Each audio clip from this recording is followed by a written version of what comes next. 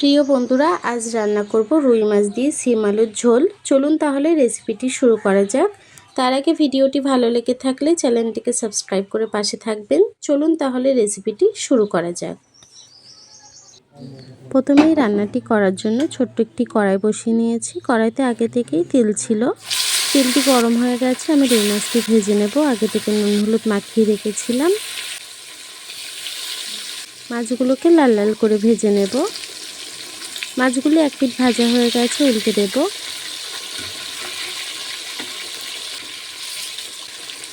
মাছগুলি উল্টে দিয়েছি, আরও কিছুক্ষণ ভেজে নেব।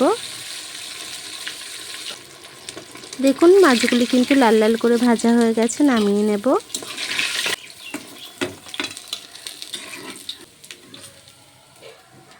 বাকি মাছগুলোকে একইভাবে ভেজে নেব। বাকি মাছগুলিও ভাজা হয়ে গেছে, তুলে নেব।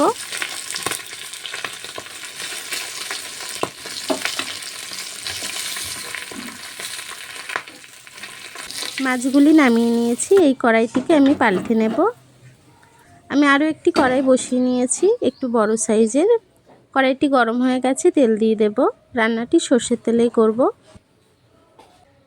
তেলটি গরম হয়ে গেছে, দিয়ে দেবো একটু গোটা জিরে ফোড়ন, দিয়ে দেবো পেঁয়াজ কুচি। পেঁয়াজটিকে নরম করে একটু ভেজে নেব। পেঁয়াজটিকে একটু নেড়ে চেড়ে ভেজে নিয়েছি। এখন দিয়ে দেবো কয়েকটা কাঁচা লঙ্কা। কাঁচা লঙ্কাটাকে দিয়েও একটু নেড়ে চেড়ে ভেজে নেব।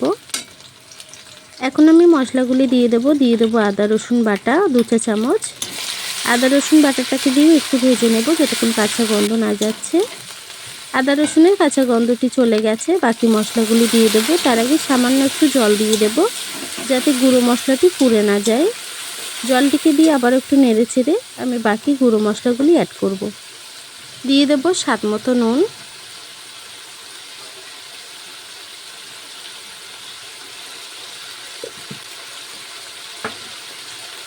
দিয়ে দেবো হলুদ গুঁড়ো 1.5 চা চামচ।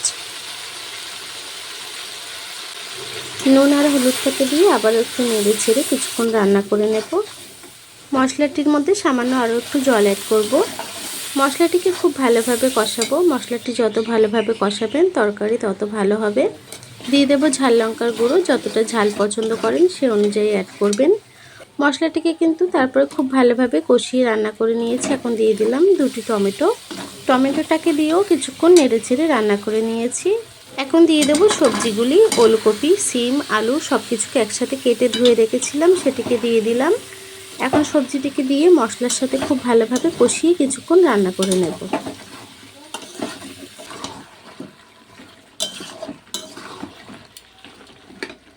সবজিটিকে একটু কষিয়ে রান্না করে নিয়েছি। এখন দিয়ে দেবো জিরের গুঁড়ো 2 চা চামচের মতো। জিরের গুঁড়োটাকে দিয়েও সবজিটিকে আরও কিছুক্ষণ কষিয়ে রান্না করে নেব। দেখুন বন্ধুরা, সবজিটি খুব সুন্দরভাবে কষানো হয়ে গেছে মশলার সাথে। এখন জল দিয়ে দেব।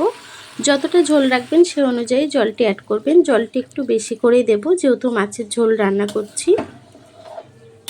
জলটাকে দিয়ে তরকারিটিকে আবারও একটু নেড়ে ছেড়ে তরকারিটিকে ফুটতে দেব। ঢাকনাটি দিয়ে দেব।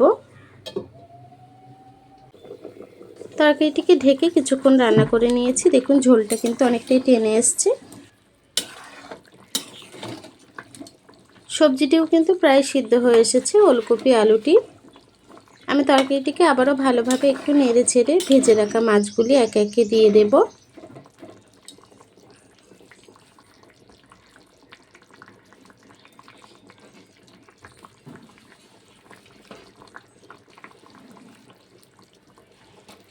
মাছের ঝোল এভাবে একবার হলেও রান্না করে খেয়ে দেখবেন, খেতে কিন্তু খুবই ভালো হয়। যারা সবজি খেতে একদমই পছন্দ করেন না তাদেরকে একবার হলেও এভাবে রান্না করে দেবেন। আমি মাছটিকে দিয়ে মাছগুলোকে ঝোলের তলায় একটু ডিপ করে দেব, যাতে তেল মশলাটি ভালোভাবেই চলে যায়, খেতেও ভালো লাগে। মাছটিকে দিয়ে আবারও তরকারিটিকে আমি কিছুক্ষণ ঢাকা দিয়ে রান্না করে নেব। দেখুন বন্ধুরা, আমার তরকারিটি কিন্তু হয়ে গেছে। আবারও একটু নেড়ে ছেড়ে আমি গ্যাসটিকে বন্ধ করে দেব। আলুটিও কিন্তু খুব সুন্দরভাবে গলে গেছে। এখন আমি গ্যাসটিকে বন্ধ করে দেব। তরকারিটিকে এখন নামিয়ে নেব।